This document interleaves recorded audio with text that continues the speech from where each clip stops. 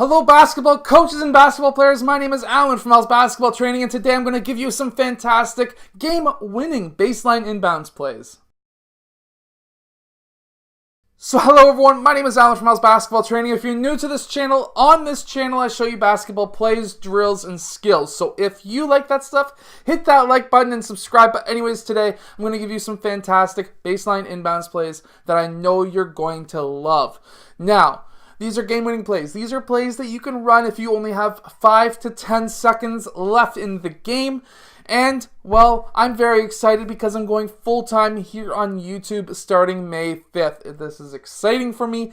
That's why I'm pumped up. Anyways, I'm going to be going over to, basically what's going to change, I'm going to be going over to twice-a-day videos. Team plays and drills in the morning, and then in the afternoon, individual skills, basketball training, and drills. So I'm looking forward to this, and I've also got some amazing big announcements that are coming very soon when it comes to international basketball training. So exciting things. If you're a coach, let all of your players know about this channel because it's going to be exploding huge very soon. Let's get down to the clipboard and let's check out these basketball plays.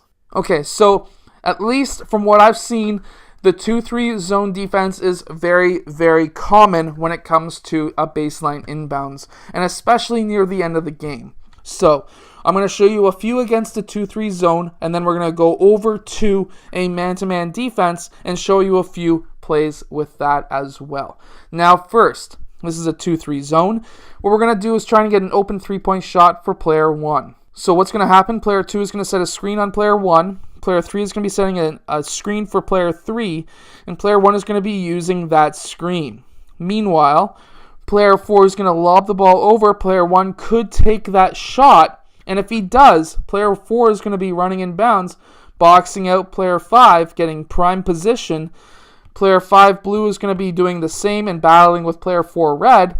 And we have 2 rebounders and a possible third with player 2 rolling off down the middle of the key.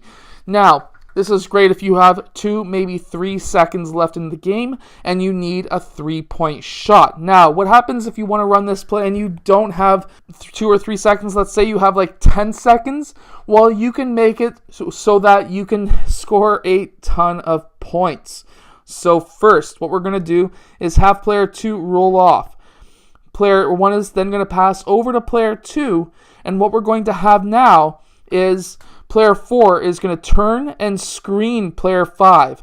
The reason for this is we're going to have player 3 blue cutting across the key, and he's going to go and pass the ball over to player 3. Now player 3 could take that shot, but with player 4 screening player 5, and player 4 now needs to guard player 3 because he's definitely not paying attention to what's happening behind him, we can now get player 5 open for a nice easy layup.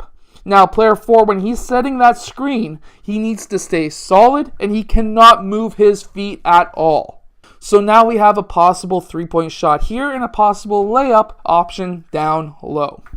Okay, so in this second play, we're still up against a 2-3 zone, and what we're going to have is player 2 setting a screen for player 1, and player 3 is going to be using that screen, or not for player 1, but on player 1. Player 3 is going to use that screen, and he's going to cut down towards this low wing.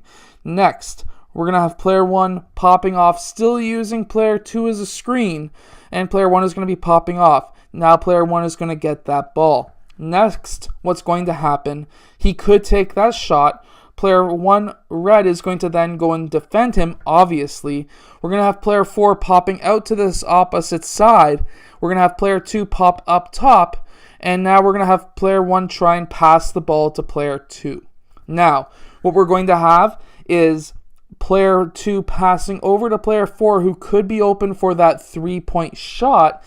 And now if he's not and player 4 was able to recover up top, what's going to happen now is player 5 is going to go to the high post. Player 2 is going to head over to this side of the court. And now what we're going to have is player 3 cutting baseline, and he could be open along the baseline for a nice easy floater or layup into the net or into the basket. Now if player 5 red was to come down, now player 5 blue could be open in the middle of the key for a floater or a mid-range shot for himself. Now, next play is going to be up against a man-to-man defense. Now, against better basketball teams, this is going to be the case. They will be running man-to-man because, generally speaking, man-to-man is a much better defense because you're covering a man and not just an area of the court. So, what you're going to be doing is having player 1 set a screen for player 3 who's going to be popping out to roughly the free throw line extended. Now, he could be open for that shot. If he is, definitely hit him up. And we're going to have player 1, he's going to go and screen for player 4 when he's rolling off of that screen. Now, player 4 is going to use that screen, and he's going to be popping up to the three-point line. He could take that shot. If he's not able to take that shot or he's not open, player 1 is going to clear out. And what's going to happen now is player 2 is going to set a screen for player 5 who's going to cut across the key, and he should be open for that layup. Now, we're going to show you the wheel inbounds play because it's really good. I did do a video a few days ago on this, so I'm sorry. I'm going to go over this super quick, but first we're going to have player 4 using player 5 and 4 as a screen. So player 1 is going to use that screen. He's going to cut towards the rim. If he's open, hit him up. If not, he's going to go and clear to the other side of the court. Next, we're going to have player 2 doing the exact same thing, except he's going to be popping out to the three-point line. If he's open, definitely take that shot. If he is not open, we're going to have player 5 setting a screen for player 4, and player 4 is going to use that screen. He's going to cut down to this mid-range area. If he's open, definitely hit him up for that shot. Now we've had 1, 2, and 3 options. If none of these options are open, what's going to happen is player 5 is going to pop off. He's going to receive that lob pass. And now what we're going to have is player 4 setting a back screen on player 3, who's going to be using that screen, popping out towards this left key extended.